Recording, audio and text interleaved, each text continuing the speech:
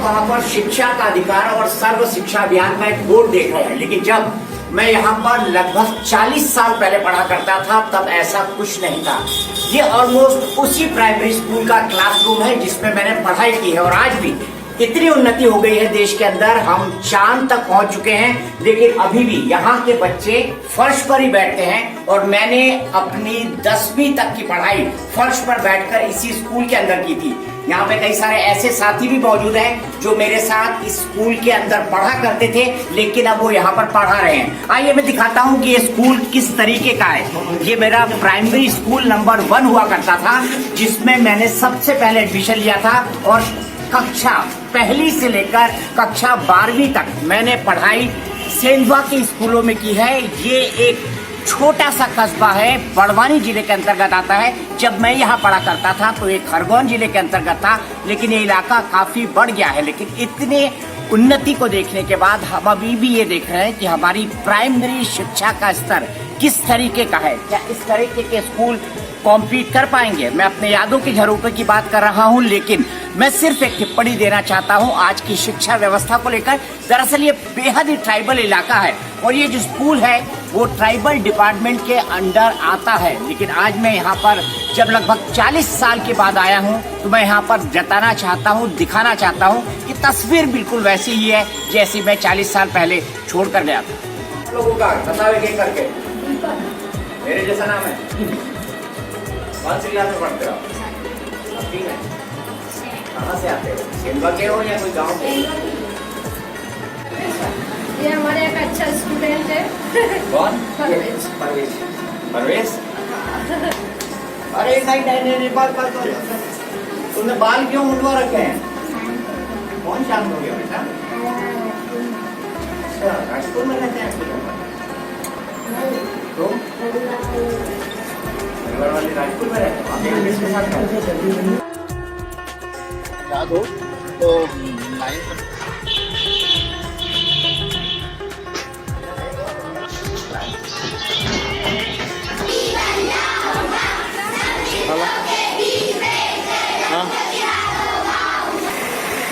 आप सब लोग सेंधवा के रहने वाले हैं?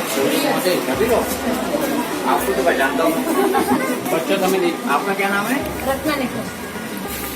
न्यूज चैनल में दीपक जी चौरसिया हमारे सेंधवा नगर के और वर्तमान में पूरे वर्ल्ड में न्यूज चैनल के माध्यम से दीपक भैया आप लोग टीवी चैनल पर देखना, भैया हमेशा दिखेंगे आपको। ठीक है।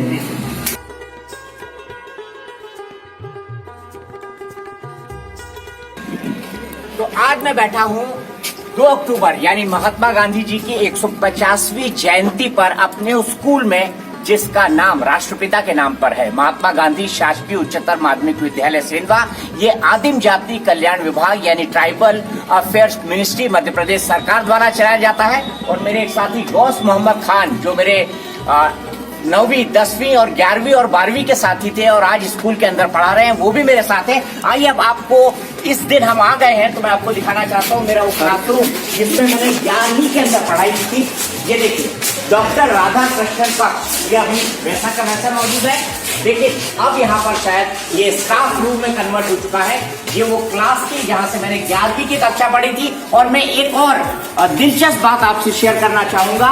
2 अक्टूबर ही का दिन था जिस दिन गांधी जयंती थी और उस वक्त फिल्में बड़े हमारे लिए अजूबा हुआ करती थी और उस वक्त टीवी पर वीसीआर लगाकर, मैं शायद 85, 86, 87 किस साल की बात कर रहा हूँ मुझे नहीं याद, लेकिन यहाँ पर वीसीआर लगाकर हमने गांधी फिल्म पूरी देखी थी और दांतों तले उंगली दबा ली थी कि महात्मा गांधी का जीवन इतना प्रेरणादायक रहा होगा। ये वो गलियारे हैं जिसमें मैंने अपना पूरा स्कूल का बहुत अच्छे दिन गुजारे हैं और आज उसी की बदौलत, उसी बुनियाद पर मैं जहां हूं वहां पर आपको खड़े हुए आपसे बातचीत करते हुए दिखाई दे रहा है।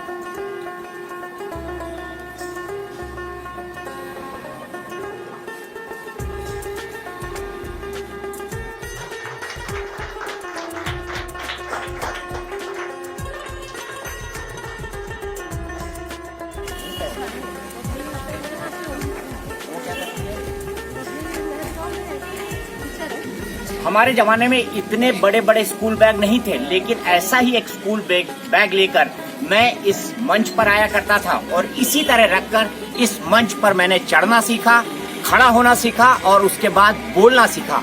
40 साल पहले की बात है जब ऐसे ही एक मंच पर, बल्कि इसी मंच पर मैं खड़ा हुआ था और मैंने पहली 4 लाइनें याद करके शायद सुनाई होंगी, थोड़ी बहुत तालियां बड़ी होंगी, उससे मेरा कॉन्फिडेंस बढ़ा होगा। मुझसे कई बार ये सवाल पूछा जाता है कि आप आखिरकार पत्रकारिता में कैसे आ गए, आपने लिखना कैसे शुरू किया, आपने बोलना कैसे शुरू किया।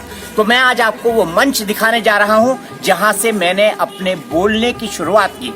मेरे ख्याल से महज 8 या 10 साल की उम्र रही होगी जब पहली बार खड़े होकर मैंने इसी स्कूल के मंच से बोलना शुरू किया और आज लगभग 4 दशक के बाद इस मंच पर खड़ा बेहद फक्र का अनुभव कर रहा हूं, क्योंकि मेरे पीछे मेरा पूरा स्कूल है और यहाँ की नई बैच इस वक्त 2 अक्टूबर यानी गांधी जी की 150वीं जयंती मना रही है और ये बेहद संयोग का विषय है कि स्कूल का नाम भी राष्ट्रपिता महात्मा गांधी के नाम पर रखा गया है। महात्मा गांधी शासकीय उच्चतर माध्यमिक विद्यालय सेंधवा है और ऐसे कई मौके रहे होंगे जब मैंने यहाँ पर 15 अगस्त, 26 जनवरी या फिर गांधी जयंती को सेलिब्रेट किया होगा। तो बचपन की यादों को ताजा करने के लिए एक बार मैं फिर जाता हूँ स्कूल के अंदर।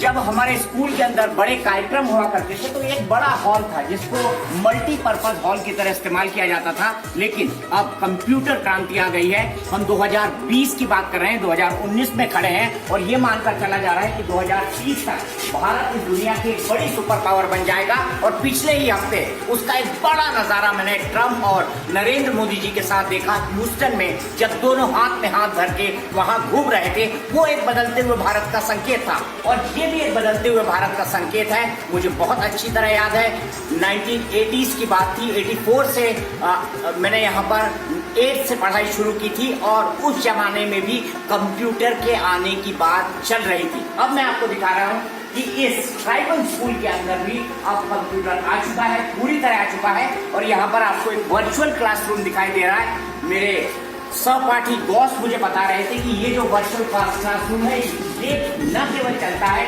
बल्कि यहाँ से कई सारी कक्षाएं संचालित होती है जिसमें लोग भोपाल से जुड़ रहे हैं वर्चुअल क्लासरूम के जरिए और यहाँ से बच्चे सवाल पूछते हैं और इस तरह से सवाल जवाब होते हैं। तो प्रगति के पथ पर मुझे लगा शायद प्राइमरी स्कूल में कि हम बहुत आगे जाते हुए नहीं दिखाई दे रहे हैं, लेकिन यहाँ पर जब देखा तो एक बदला हुआ रूप देखने को मिला।